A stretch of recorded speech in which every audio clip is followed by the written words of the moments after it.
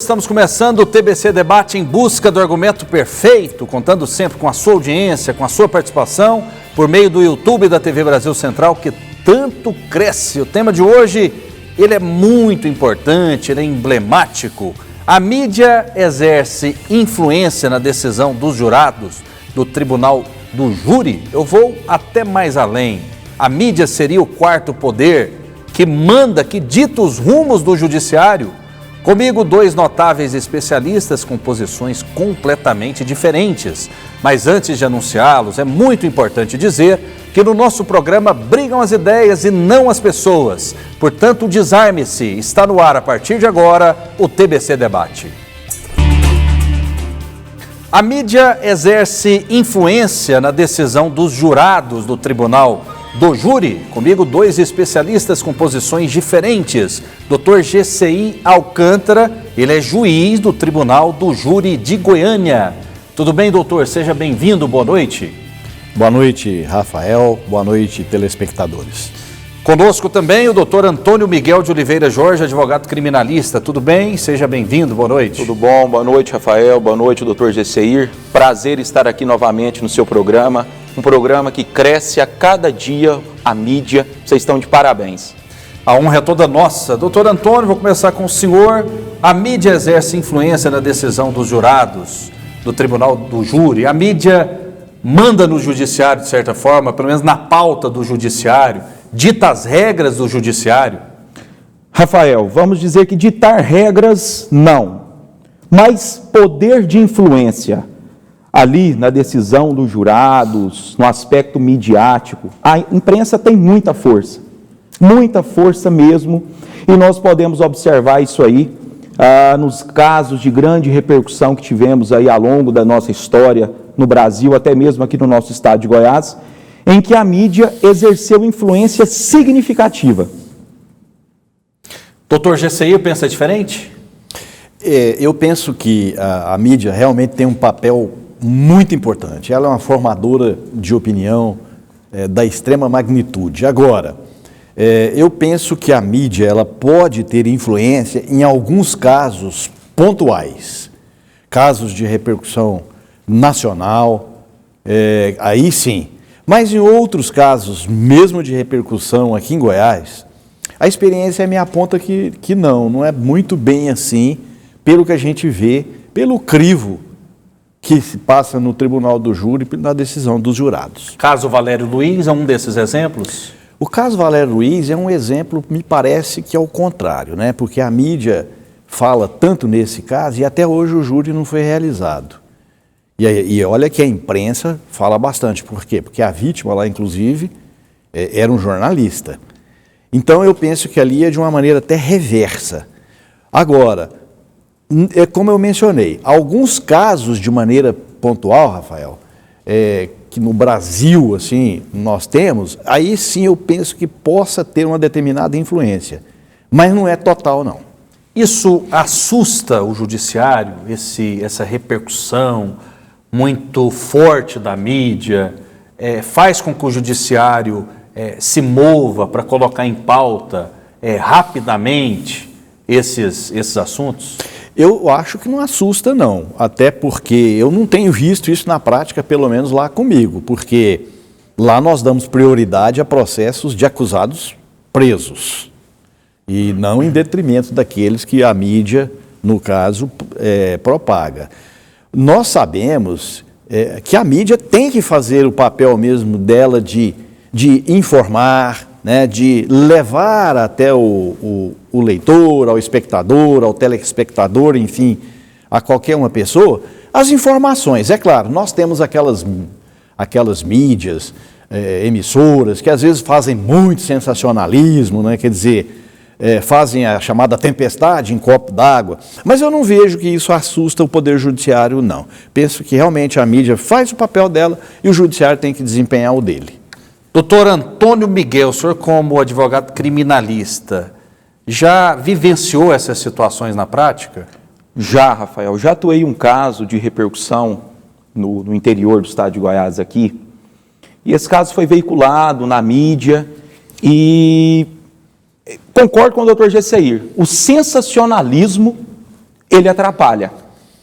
E aí os jurados já ficam com aquela sensação, poxa, está nas minhas mãos a decisão de um julgamento, porque é o crivo ali que passa pelos 7 jurados que são escolhidos como pessoas de reputação ilibada, para poder, que são cidadão comum, para poder estar ali à frente do tribunal do júri. E ali eles se deparam, Rafael, com essa situação, poxa, um caso totalmente veiculado na mídia, sensacionalismo, acaba afetando sim ali o íntimo dos jurados. Fica difícil. Já existe um julgamento coletivo que influencia esses jurados? No inconsciente coletivo? Eu vou dar uns exemplos aqui rapidamente de tribunal do júri no que tange a processos de repercussão. Todos se lembram quando nós tivemos o julgamento aqui em Goiânia do Denísio Marcelo Caron, um médico famoso que fez várias cirurgias plásticas aqui na nossa capital, e nessas cirurgias algumas mulheres morreram. Um desse julgamento passou por mim lá. A mídia noticiou na época, falou do Caron, ou ele foi preso naquela ocasião e ele foi levado a julgamento. E na ocasião ele foi condenado por 4 votos contra 3, quer dizer, foi bem acirrada ali a votação. Mas por tudo que a mídia tinha falado em relação ao Denísio Marcelo Caron, ele ainda teve, no caso, 3 votos de 7 jurados na ocasião. Houve muito equilíbrio. Com certeza. Um outro também, todos se lembram aqui dos julgamentos do serial killer Tiago Henrique Gomes da Rocha. Eu presidi 20 sessões. Só que a mídia não deve ter noticiado, mas de 20 que eu presidi, 2 ele teve absolvição. 2 casos ele foi absolvido. O jurado entendeu lá que ele não era o autor do fato, com o pedido do Ministério Público, com toda a mídia em cima, com a cidade toda comentando que havia uma pessoa que era matadora em série e que pegava aquelas meninas da mesma idade, do mesmo perfil. 2 julgamentos, ele teve absolvição. A prova de que realmente a mídia ela pode ter influência, mas não é total. Muito bem, nesse caso recente em que o genro atira no ex-sogro, houve ali uma ação midiática muito forte mostrando, né, o que realmente aconteceu, e as imagens foram muito fortes e dizem por elas mesmas. Nesses casos, o peso é maior? Muito. Dificulta, nesse caso, até para a defesa. Eu, enquanto advogado de defesa, ali naquele caso, Rafael, a mídia divulgou até as cenas do atirador desferindo os tiros contra o farmacêutico, até então policial aposentado, né? Claro, foi um ato de covardia, podemos dizer até que sim, claro. Mas posteriormente, Rafael, a mídia cobriu até o velório do senhor que havia falecido, com depoimentos das filhas da vítima, e aquilo comove, aquilo emociona. Então influencia muito e teve um aspecto aí relevante, até para poder, quando esse indivíduo for levado a tribunal do júri, vai ter um reflexo difícil para quem for atuar na bancada da defesa. A mídia não deveria fazer essa cobertura, na sua visão? Não digo que sim nem que não, Rafael. Fico neutro nesse ponto. A mídia é importante, como o Dr. Gessir disse, é importante. Eu tenho um respeito muito grande pelo jornalismo, pela imprensa. Entretanto, há momentos em que há excesso. Verifico dessa forma. Muito bem. E algumas injustiças podem acontecer, como no caso, não sei se vocês se lembram, da escola base em São Paulo, né, que foi um clássico de um erro. Tudo indicava que havia ali irregularidades naquela escola, abusos. Depois constatou-se que as testemunhas inventaram, forjaram depoimentos. Esse cuidado tem que ser muito bem observado também, doutor Gessir? Com certeza. Eu vejo que essa questão lá de São Paulo foi um problema de investigação, não foi um problema da mídia, né? Perfeito. Noticiane e Perfeito. tudo. Ela noticiou o fato. Com certeza que uma investigação tem que ter seriedade, ela tem que ter agilidade para que, no caso, o trabalho seja elucidado. Porque, veja bem, foi mencionada aí a questão do crime lá da farmácia. Esse processo não está comigo, então eu tenho liberdade de falar em tese a respeito dele. Tem determinados crimes que eles são bárbaros, independentemente de passar na mídia ou não. Todo mundo sabe que são bárbaros. É claro que às vezes a imagem, ela fala mais do que palavras. Mas, de qualquer forma, tem muitos crimes que são bárbaros na realidade. E não é porque a mídia noticiou, é porque realmente são cruéis mesmo. No Tribunal do Júri, como que o senhor defenderia aquele cidadão? Em análise, se as imagens são muito claras. Claro. O advogado criminalista teria que fazer um malabarismo ali, um verdadeiro show, para tentar reverter uma decisão? Não vamos dizer show, Rafael. Vamos tratar com o quê? O que está esculpido no Código de Processo Penal, o que está esculpido no Código Penal e na nossa Constituição Federal. Todo cidadão, por mais bárbaro que seja o crime que ele cometa, ele tem direito à defesa. Princípio da plenitude ali, do contraditório, da ampla defesa. Todos têm direito. Agora, em específico esse caso, que deu uma comoção muito grande, as imagens, elas falam por si. Agora, quando o advogado trabalha uma defesa dessa, ele vai analisar ali os pontos anteriores, o que dá para poder ser feito, não precisa ser um pedido de absolvição. Às vezes o advogado não vai trabalhar para absolver, fazer malabarismo igual você tinha citado, mas diminuir a pena, diminuir as consequências ali da pena que foi imposta. Então, não só absolvição, mas também você pode tentar ali, de acordo com o Código Penal, talvez um privilégio, o 121 parágrafo 1º fala disso. Então, são N formas de defesa. Então, todos temos direito à defesa. Então, é difícil para um advogado criminalista chegar ali, fazer um tribunal do júri desse? É difícil. As imagens são fortes. Porém, dentro do Código de Processo Penal, do Código Penal e da Constituição, nós temos mecanismos legais para poder oferecer uma boa defesa para o cidadão, claro. Doutor GCI, como funciona a escolha desses jurados? O senhor já até falou sobre isso num outro debate, mas é muito importante que a nossa audiência é rotativa, né?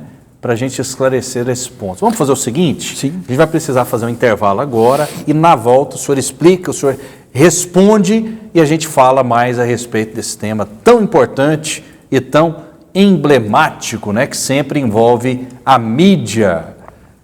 É isso aí, a gente volta daqui a pouquinho.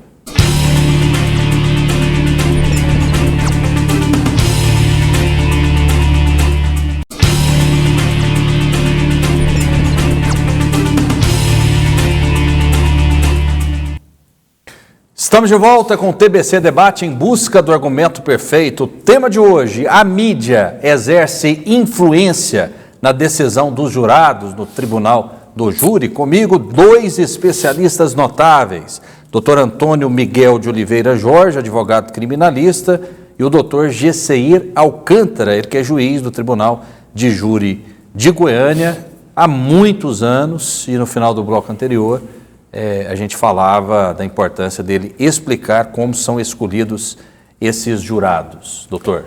Rafael, me permita só fazer uma observação. No bloco anterior, o doutor Antônio Miguel falou muito bem. O doutor Antônio Miguel tem um poder de convencimento muito bom e isso no júri é excelente. Então isso mostra que no júri tem um poder de convencimento diferente hoje de alguns advogados, inclusive mais novos, que vão para lá para xingar, para peitar o juiz, para provocar o promotor, achando que isso é bonito no tribunal do júri e sai por aí em rede social falando a respeito disso, recebendo palminha. Então isso é importante, o no júri é o poder de convencimento. E aí lá, os jurados é que vão decidir esse poder de convencimento. Nós temos uma lista aqui em Goiânia de aproximadamente 1000 nomes, porque Goiânia tem mais de 1 milhão de habitantes e pela lei, então, nós teremos que ter nessa faixa de jurados. Anualmente, então, nós mandamos para os órgãos públicos pedido de nome de pessoas para bancos, né, instituições educacionais, para que então eles enviem nome. Mas nós temos uma gama muito grande de pessoas que são voluntárias, acima de 18 anos e de bons antecedentes criminais.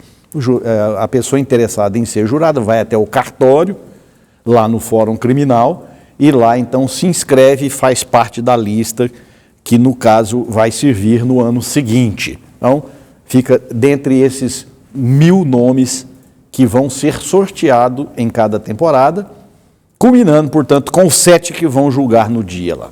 Nesses 7, existe uma pluralidade de perfis ou não? Total. É uma camada social toda representada ali. Ali nós temos várias pessoas, muitos funcionários públicos, médicos, odontólogos, professores, sapateiro, mecânico, toda a camada social ali representada, e que são os juízes de fato, ou seja, eles que vão decidir ali sobre uma condenação, sobre uma absolvição, e tecnicamente o que se fala de desclassificação de um crime para outro, eles é que decidem. Eles são soberanos no julgamento. Que tipo de contato o juiz pode ter com esses jurados ou não pode ter contato em hipótese alguma? Contato a gente tem na hora da votação, que é por cédula secreta. Esse é o contato. Eu leio um questionário, chama-se Quesitos, e ali, dentre várias perguntas, tem uma muito específica que fala: o jurado absolve o acusado? E aí, pela cédula, ele responde sim ou não. Esse é o contato que eu tenho, quer dizer, eu apuro os votos e pela decisão deles é que é lavrada a sentença. Doutor Antônio Miguel, na sua opinião, por conta dessa suposta influência da mídia, o advogado chega no tribunal do júri já sabendo mais ou menos qual vai ser o resultado? Não. Não? Agradeço os elogios do Dr. Gesseir, também tenho um carinho muito grande por ele, o acompanho há muitos anos, um exímio juiz, exímio magistrado, e o debate hoje está com um tom diferente, né? Está mais amistoso, está mais tranquilo. Isso é bom também, isso é bom. É como um bolo de várias camadas, tem dia que o debate é mais quente, tem dia que o debate é mais esclarecedor. Exatamente, exatamente. Isso é muito importante. É como os jurados do tribunal do júri, né? Uhum. Tem de todos os jeitos e de todas as formas. É isso. Então, respondendo sua pergunta, Rafael, e achei interessante o que o doutor Gesseir disse. O poder de convencimento do advogado ele é muito importante. É claro que nós, enquanto profissionais do direito, enquanto defensores, nós somos ali um produto, vendemos um produto do meio, a gente não vende resultado. Então, o que a gente faz? Um bom discurso, um bom estudo do processo, conhecimento dos autos, e não adianta vender ilusão para os jurados também não. Se o caso a gente sente que é de condenação, não adianta vender ilusão, pedir absolvição aonde não se tem absolvição. Então, Rafael, depende muito do estudo que você faz do processo, do conhecimento que você tem daqueles autos ali e uma boa desenvoltura perante os jurados. E vai depender de muito isso. Mas é claro que quando tem esse aspecto midiático, a gente já chega em desvantagem. Por quê? Por que a gente chega em desvantagem? A defesa no processo penal tem um princípio que se diz o seguinte, princípio da paridade das armas. O réu, Rafael, enquanto réu, ele só tem o advogado ali para defendê-lo. Contra ele, nós temos a polícia que investigou, o Ministério Público que denunciou, o sistema carcerário e o próprio judiciário, que é o Estado, a força abrupta do Estado contra aquele indivíduo. E nós temos ali apenas o simples advogado para poder fazer a defesa. Já chega com o princípio da paridade das armas um tanto quanto defasado. Todo mundo é contra, então, o réu. Todo mundo é contra o réu. Princípio da paridade das armas. A mão do Estado pesa no réu. É isso. E deixa eu te fazer uma pergunta para vocês, né? Advogado mente muito nesse tribunal do júri? Não, é igual, Rafael. É uma curiosidade que eu tenho. Não, é igual eu disse para você. Eu, nos meus casos, eu não vendo ilusão. Uhum.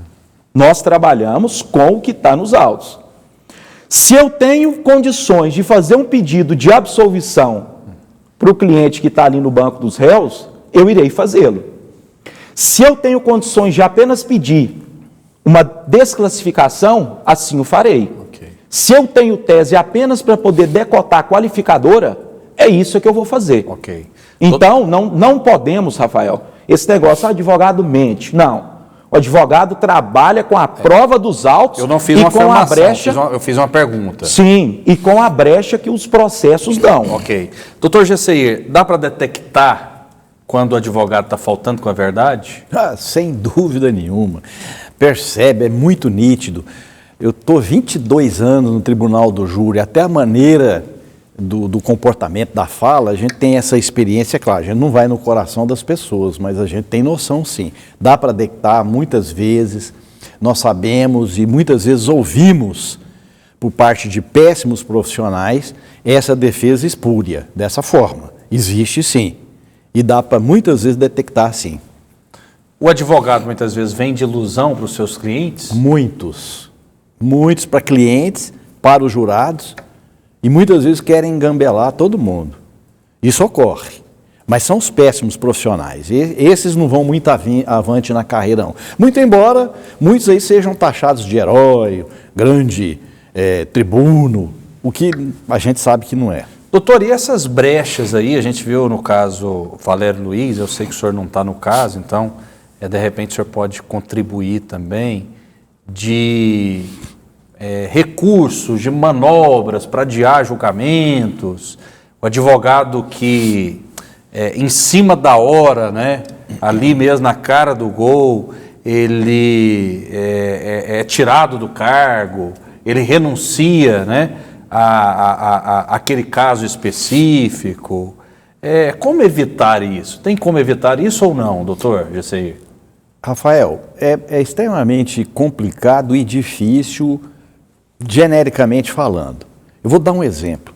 Se eu recebo um atestado médico como juiz-presidente no início da sessão, que o acusado, naquele momento, ele está com Covid-19 e não pode comparecer. Eu estou com um atestado em mãos. Às vezes todo mundo sabe que não é verdade. Como é que eu vou fazer?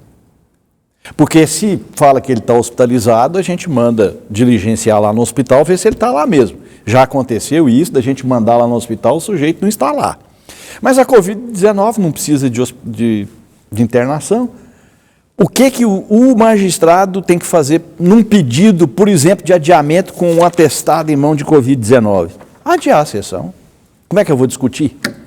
Eu não sou médico para ferir o contrário e nem é meu papel como juiz fazer isso. Desmobiliza todo um trabalho. Com certeza. Então, assim, é extremamente difícil e lá no Código de Processo Penal estabelece determinadas situações que o juiz fica manietado e tem que cumprir.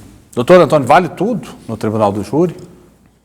Rafael, o profissional tem que trabalhar com ética, tem que trabalhar com os pés no chão, não dá para poder vender ilusão, porque é até arriscado, é perigoso.